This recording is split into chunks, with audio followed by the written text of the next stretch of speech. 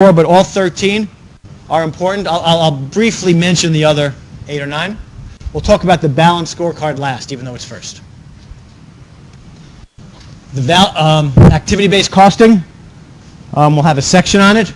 It's the idea of as you determine the cost of a product, you determine the component costs at a very nuclear level so you can understand what the cost components are and manage at a very nuclear level.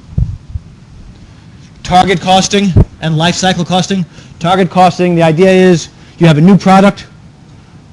You start off by understanding what you think you could sell that product for, and then you work backwards from the sales price. Okay, we could sell it for $1,000. We want to make a 20% profit. Therefore, we can only cost $800 to make it. How can we make this product for $800? You go backwards from the end product to what it's going to cost. Life cycle costing, important in the pharmaceutical industry, because the production of a drug is very, very small cost. Kind of like cola. It's a bunch of chemicals that are just mixed in a certain way. But when you think about the cost of R&D, the full life cycle of the development of a drug, if you left R&D out of the costing in the pharmaceutical industry, you'd get a very skewed understanding of what it takes to create a drug.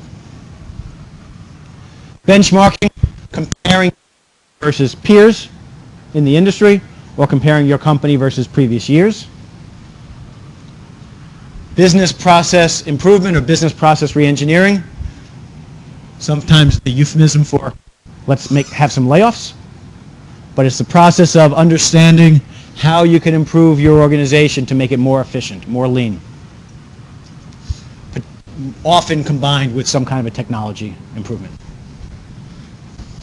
Total quality management. How many of you have heard of Six Sigma? Six Sigma? Everybody know it started at, actually I think Motorola, but GE made it famous. Everybody know what Sigma is in statistics?